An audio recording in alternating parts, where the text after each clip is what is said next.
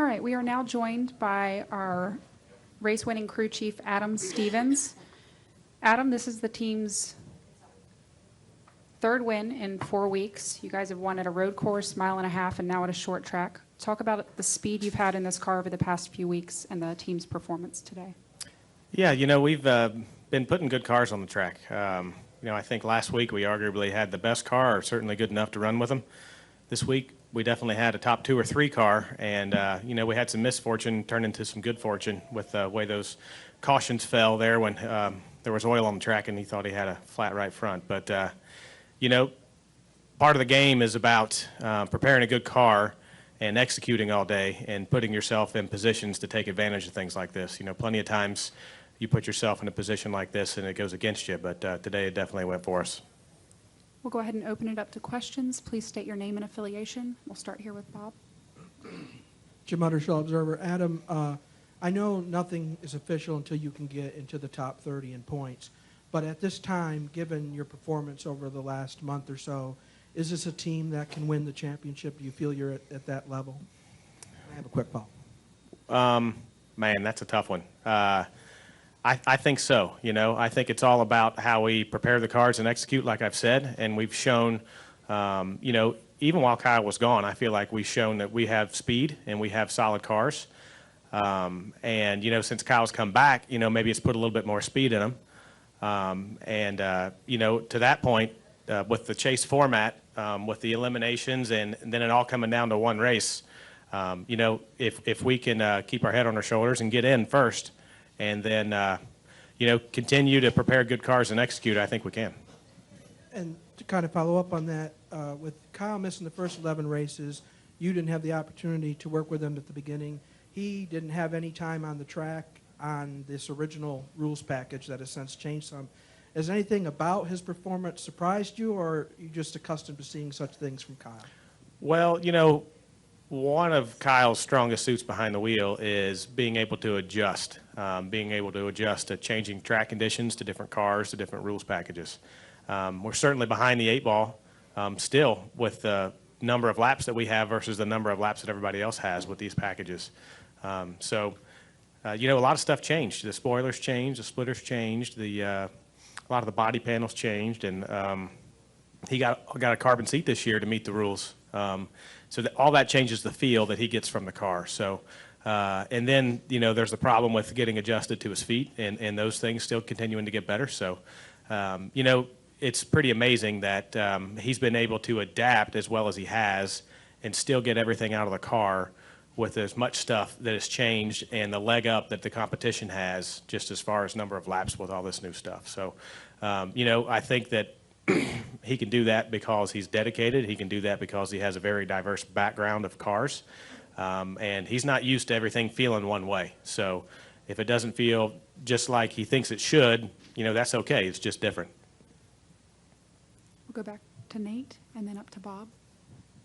Nate Ryan, NBC Sports. Adam, all 3 of these victories, I think you can say you've played a pretty big part in it, whether it was the strategy call today or putting him in position to win at Sonoma and Kentucky, managing the race right with a really good car. Does it give you a real sense of confidence that now that you've got Kyle back, that you're maximizing those opportunities as a crew chief in his first year in Cup? Yeah, it does. It's good to get victories for sure. But so many things can happen that can turn a great job that you feel like you're doing into a really poor job. So I wouldn't hang my hat on anything in that regard, but it does go to show you too just how important every single person's job is on this team, and that's the A team and that's the B team and that's everybody at the shop. If one person doesn't do their job to the level that it needs to be done, the whole house of cards comes down. So maybe I have 2 cards in that house of cards, but it takes all of us to get it done. We'll go to Bob. Bob Hawkers, ESPN. I think this is the first time you've worked with Kyle on the day after maybe a frustrating Saturday for him in the Xfinity Series. I'm curious, did you do anything to try to either pump him up or maybe how was his attitude as well, after kind of a frustrating day yesterday? Yeah, I spent plenty of time talking to him last night, as I would before any race. Now the topics of conversation might have been a little different. So we had to wade through some of that. But, you know, in all of my experiences with Kyle, he's very reasonable and he's focused, you know. Sometimes it just takes somebody to point a couple things out to him. And I feel like we have a good enough relationship and I'm always able to do that.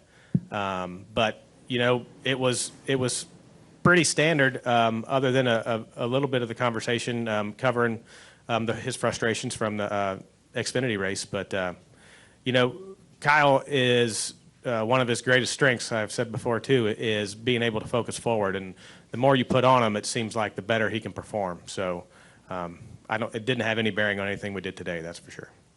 We'll go here to Terrell and then in the back. Hi, Terrell Coving with the Portsmouth Herald.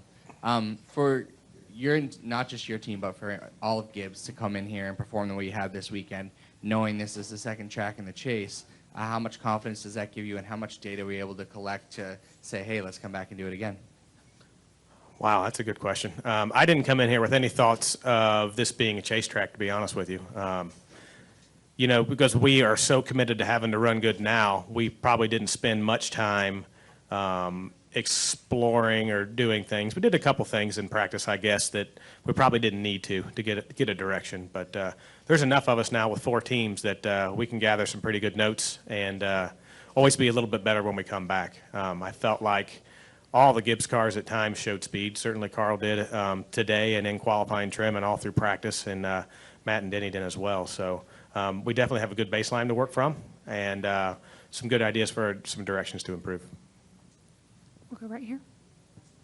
Alex Hall, the New Hampshire Union Leader. Adam, just you know, when after that caution where Kyle's able to grab the lead there, just kind of what was the mentality for you guys over that last stretch of the race, and how were you guys able to just kind of keep that lead throughout the rest of it? Well, when we pitted there, when we thought we had the flat and came back out, first it was a race to get in the lucky dog spot, and that happened pretty quick. And then it was a race to unlap ourselves, and that happened pretty quick, thankfully. So once that happened, I was hoping for a caution because everybody couldn't make it on fuel. We could, and we knew they had to come down pit road. And we got the caution, which was pretty sweet. We only had 5 laps on our tires, so obviously there was no benefit to us pitting. And a bunch of guys took 2 with 50 or 60 laps on their tires. And even if they had a better car, it would have been really hard for them to get around us with that many laps on their lefts.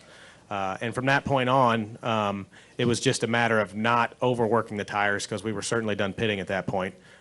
Quite a few guys took 4 behind the 5 or 6 that took 2, so you knew they were going to stay out the rest of the day. So it was a matter of managing what you had and not pushing it too hard in case we did get a caution and had to race them again. Rob Tiongson of the podiumfinish.net. Adam, does it give you extra motivation? I know it feels good to beat anybody at any time, but when it comes to beating the 2 team, and given the history between Kyle and Brad, does it feel extra gratifying knowing you've beaten what has been Kyle's biggest nemesis on the track? I don't think so. You know, what kind of makes me smile is, with regard to that team, is, you know, we've just been to their 2 best tracks, probably statistically, or certainly at the speed that they've had in recent years. So to come out of here with 2 victories is pretty special. I've spent a lot of time racing against some of those guys on the Xfinity side and continue to race with them up here. So it's always fun. But, you know, they showed so much speed here, the Penske guys did last year. So to come out of here with another win is pretty special. We'll go up to the press box and then down here to Bob. Adam, Michael Vega, Boston Globe. Just wanted to gauge what was the reaction when amongst you all in the pits when you saw Kyle execute that move to unlap himself.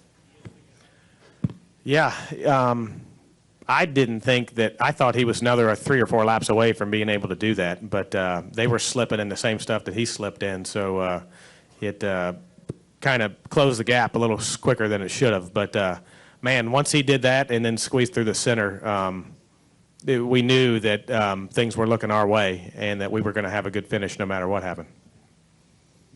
We'll go to Bob. Bob Pockris, ESPN. You've had very good cars, and things have kind of worked in your favor the last few weeks. Are you starting to feel, I don't want to say lucky, but fortunate in this now in this season compared to maybe the first 15 weeks? Yeah, I guess so. I guess, we had some bad luck on the front side and certainly some good luck here today and certainly at Sonoma as well. So it feels good. You feel like the scales are starting to balance out for you and for this team and for Kyle himself. So certainly I think so.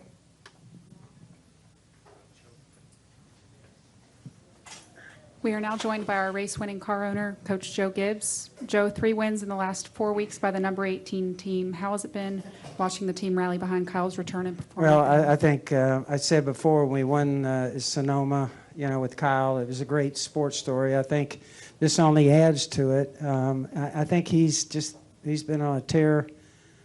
And mentally, I think he's really been up on it. He really does. Ever since the injury, and I think Adam will tell you this, he's really been after it. They've really been proud of him. The way he's handled everything, and there's been some disappointments for sure. He's handled that extremely well, too.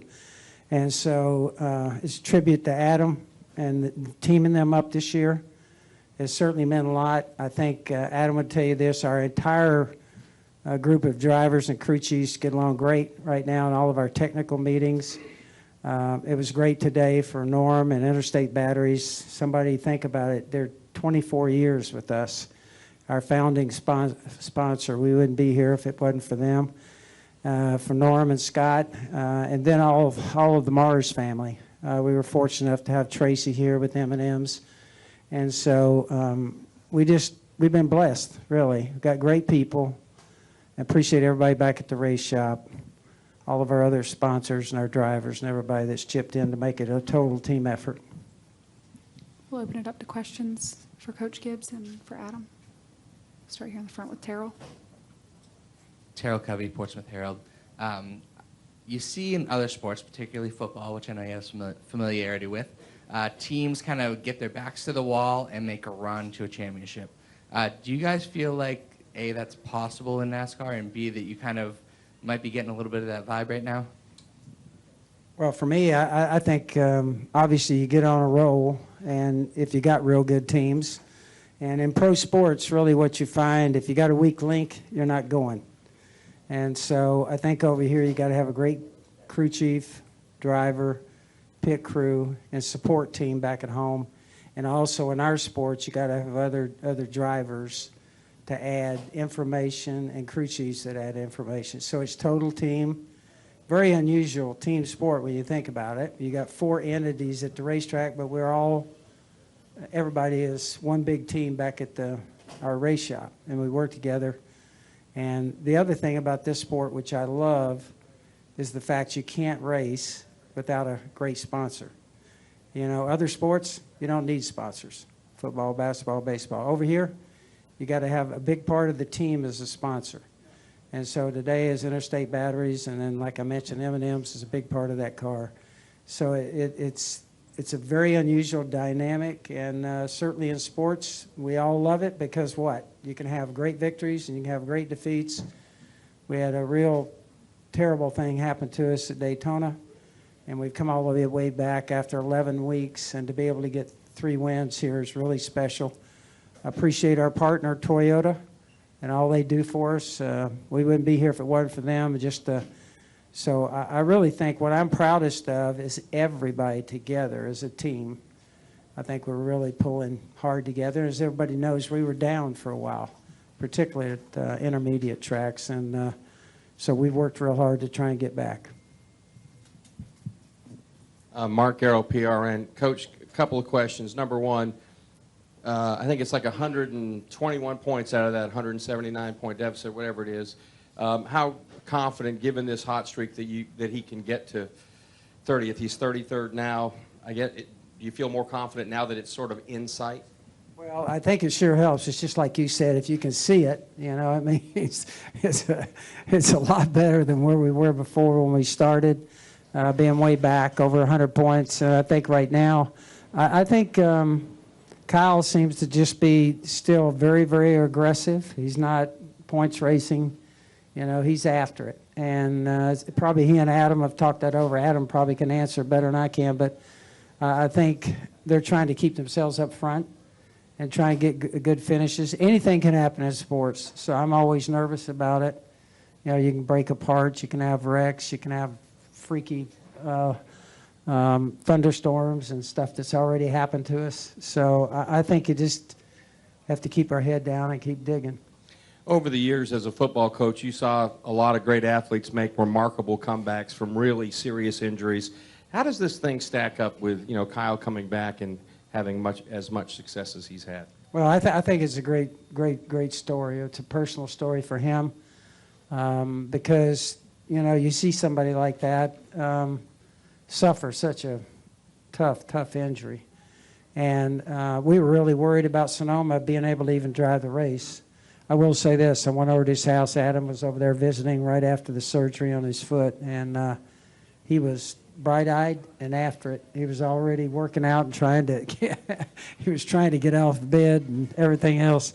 I think it is, you know, in sports you do see stories like this where somebody's really hurt, and then to be able to come back in this amount of time is a special story. What do you think the ingredient to that is? What goes into somebody making that kind of comeback? I think probably the reason why we admire great athletes, a lot of us dreamed about being a great athlete, and we weren't good enough.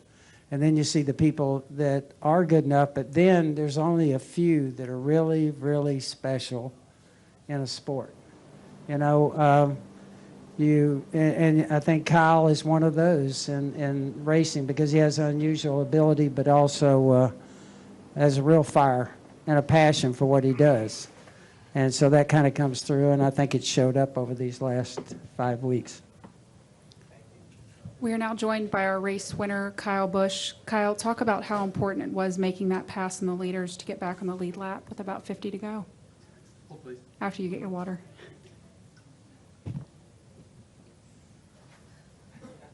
The pass for the lead there coming out of turn 4, you know, it was real important. At the time, you know, we weren't sure how important it was going to be, but it certainly turned out to be the pass of the race. But, you know, I just knew coming out of turn 4, you know, those guys in front of me were all on old tires and kind of slow, but I didn't want to waste too much time with them. So I saw this lap car up on the high side, and I knew that, you know, Brad was going to try to box me in behind him and not let me through and make me wait for another corner or another set of 2 corners. But, you know, I just kind of bulldozed my way, I guess, through there a little bit and kind of moved him out of the way somewhat down the front stretch, the 2. And there was just enough gap for me to fit between the 2 and the 4. And when I did that, you know, I got on the inside of the 4, getting into turn 1 and cleared them both there on that front straightaway. So, you know, good maneuver. I felt like that was, you know, a smart move at that time. You know, I keep saying we got to pick and choose our battles, and that was a battle right there that, you know, obviously we were in a hurry, and we needed to do the right things to be on the lead lap for if there were a caution to come out with all the oil that was on the racetrack. We'll go up to the press box for the next question. Kyle, Michael Vega, Boston Globe, congratulations. Just if you could reflect on the streak that you are on right now, having won 2 in a row and 3 of the last 4 races, is this give you the sense that, you know, this could be a special season for you, given the way it started, you know, and what you have had to come back from? Yeah, no doubt. You know, this is pretty special. This is something that I'm not sure we ever would have expected, you know, Adam, myself, Joe, the team, anybody, the organization for that matter. But it certainly is nice. You know, it certainly has been a perfect storm, if you will, you know, to come back and to get back into fast race cars. That's what's meant the most, you know, and to just be able to have that opportunity. Thank Joe and JD and everybody at Joe Gibbs Racing for that. You know, things are working in our favor right now, and we're just doing the right things at the right time. And Adam's making some really good adjustments and some really good calls. And you know, today we may not have been the best car. We were early, but towards the end, I'm not sure that we were. But we put ourselves in the right spot to be able to capitalize. And sometimes in NASCAR Sprint Cup Series, you got to be able to do that. And today was one of those opportunities for us. We'll go to Jim and then Bob. Jim Uttershaw, Observer. One question for Coach and one for Kyle. Coach, you mentioned earlier about being down earlier in the season, particularly on 1.5-mile tracks. Given the last couple weeks, do you feel the organization has turned a corner? Well, I think we're certainly back closer. I don't know we've turned a corner. I think, you know, we've got a lot of intermediate tracks in the chase, and we'll see when we get there. but certainly I think we're in a better position now, and I think we've worked extremely hard. It took us, show you how hard the sport is, it took us a year and a half, realizing we're behind where we were, and then to put everybody to work trying to catch up. So I think last week was a good, although that racetrack was it's a heck of a racetrack with a lot of different lanes there and different ways to race. So we'll have to see, but I think certainly we're a lot closer. And Kyle, when you first came back, you talked about a lot of the kind of issues that you would deal with. You hadn't worked much in Cup with Adam. You had no experience, no track time with the rules package that we started the season with. During these 8 races so far, have any of those proved to be difficult, or one more so than any other? No, I don't think so, really. Maybe I was just making excuses at the time in case I sucked, I guess. But fortunately, I haven't had to have any excuses lately, so that's a good thing, I guess. But, you know, I mean, to your point about Adam, you know, we've worked together for a few years on the Xfinity side, and, you know, normally when I'm done driving the race car, I talk to him for probably 10 minutes, and then he's on doing his own thing. You know, he doesn't need me anymore. But on the Cup side, you're definitely with each other a heck of a lot more, and you do have to give more feedback, and this is a higher level. So to be able to give better direction for your crew chief and those guys to make some smart calls for the race day on Sunday or whatever it might be, you know, it's obvious that we've been able to click, and he understands, you know, what I'm saying, what I'm talking about. At least I think he does. So far, he's made some good adjustments for me. But, you know, it's all come together. And the cars, you know, I think that's just a product of all of us at Joe Gibbs Racing and been getting better. You know, anytime you can have good stuff, you know, obviously the cars will drive well or better than the other guys. I wouldn't say ours was perfect all day. You know, it certainly felt a heck of a lot better in the beginning of the race than it did towards the end. But we had enough speed that we needed there at the end anyways. We'll go to Bob. Bob Pockris, ESPN. After Sonoma, you talked about you wouldn't have to take chances. You didn't chances to win, and you could maybe be a little bit conservative. Now, with just being 58 points at 30th, can you be unleashed in a way? I mean, can you take any chances, more chances, and is there any sort of relief in that if that's the case? Well, I mean, I felt like I took a little bit of a chance there today with, you know, with the move down the front stretch, but you know, that was a calculated risk that I felt like I needed to take at that particular moment. You know, if it was, I don't know, if it were, you know, lap 100, then no, I don't think that would have happened. You know, so I would have just waited it out and just kind of let the thing play out. But what I was racing for at that time was my life, to get back on the lead lap. You know, and we needed that, and so that's when you got to make those moves. So that's why I say you don't know what situations are going to come about, and you just got to take those moments as they come to you. And really, you can't think about it. You just got to react and do the right thing, or hope that it turns out to be the right thing. And fortunately for that situation, it was. But I'm not sure we're unleashed the beast at all. You know, we're taking one race at a time and doing everything that we need to do to have the right opportunities come our way, like today. We'll go to Pat and then Nate. Pat Ticola, NASCAR.com. Kyle, we had a few drivers treated for heat-related illnesses after the race, and something you wouldn't really necessarily expect to see in New Hampshire, of all places. How bad was the heat out there for you, and did you feel any effects from it? Yeah, I'm definitely warm. You know, I'm still trying to cool down right now. As cold as it is in here, you know, you get that brisk when you walk through the door, but then after that, you're like, okay, I need more.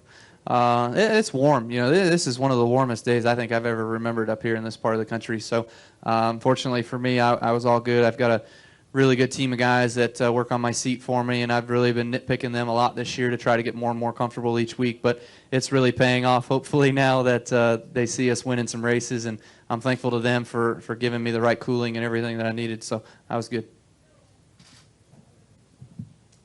Nate Ryan, NBC Sports. Kyle, following up on what you were saying about Adam and about how this is a different level for a crew chief, not just on the adjustments, but the strategy. You see a lot where crew chiefs or drivers with really good cars can kind of take themselves out of the game. It seems like he's maximized your ability to be in position to win in each of these 3 victories. That must be a lot of confidence for you that he can do that in his first year. Well, I was the pit strategist today. I wanted to pit, and he was like, all right, bring it to me. So, no, it worked out for us. He didn't call that one. but he has done a really, really good job. He's been very smart and very calculated, and he knows what we're racing for. He knows what we're racing. He knows what circumstances are built around us and what other guys are doing as well, too. He can take in the whole big picture of what's going on. And, certainly there's going to be times where it bites him or bites us. And, we may look like we're idiots, but as of late, he's still calculated and does a really good job, and, appreciative. All right, we'll go in the back. Alex Hall, New Hampshire Union leader. Kyle, just how were you kind of able to kind of build the lead you were able to have there at the end, and just what did it mean for you to kind of get another win at New Hampshire under your belt?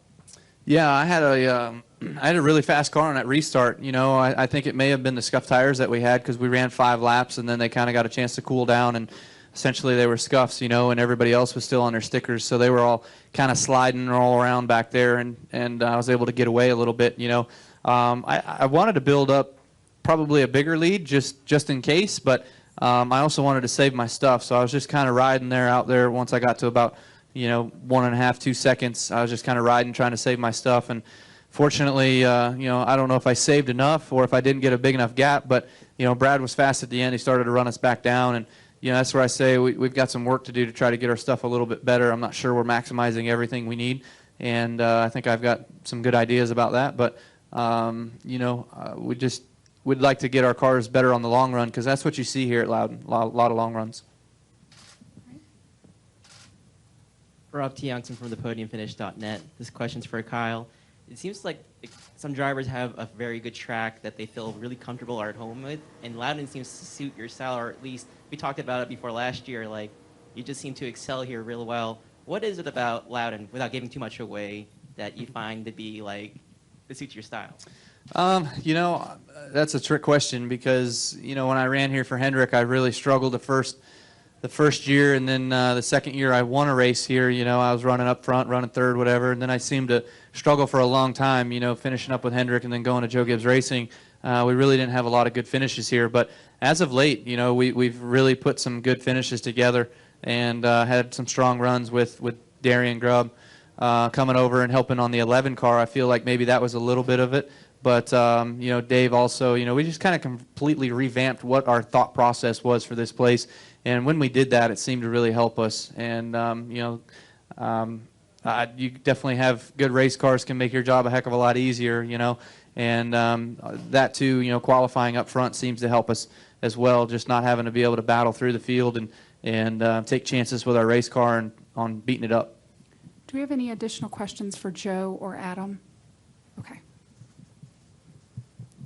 This is for all three. It's two-parter. Number one, Kyle talked about after the race, hey, I'm even surprised. We won 3 out of 4 running so well. And are you guys surprised? And how do all three of you feel about the fact you've chopped 121 points out of that 179-point deficit, and how confident you are now to get up to 30th, sitting 33rd? Yeah, I'm really surprised that we've won 3 out of 4. That's tough to do. Given any set of circumstances, that's tough to do. But it all goes back to putting good cars on the track and executing well and being able to take advantage of some situations. And we've certainly been able to do that. As far as getting in the chase with the points deficit being down to 50-something, I guess, man, I thought we would have chopped more off of that today, honestly, but 29 points? But last week was more, right? Yeah, he must have had a worse finish last week. But anyway, that's manageable. The whole thing's been manageable. It's all just about, I think when it started we had to average 13th or 14th, and that's certainly within the capabilities of the team. It's about not having a bad day. And unfortunately, we had a couple bad days right off the bat. But, kind of what goes around comes around. So I don't have any fears of being able to close that gap, but we can't get back on our heels either. We still got to approach each weekend like we have been. Does anybody else want to speak to that? We're good. I just think as far as, I always worry. I never go to the racetrack saying, hey, look, we got this thing, because I think in pro sports what's happened to you. Matter of fact, last week I called 1 or 2 of our drivers, and they said, man, we're not real good. and they wound up. So, and I've done the same thing with Kyle from time to time, you know. So you're always, for me, being in pro sports, is I think that's why we love it. We don't know what's going to happen. Anything can happen from any week.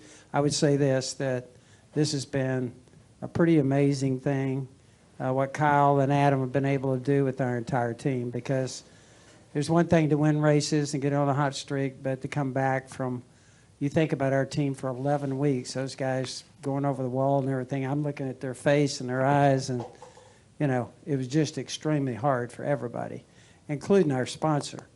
And so you put all that together, and to be able to bounce back from that and have a chance to call the sponsors today and talk to them, it's just it's one of those things that can happen, but you don't get many of them, so we're going to enjoy it. Kyle, are you truly surprised it's 3 out of 4 in this streak that you're on? I never would have guessed it.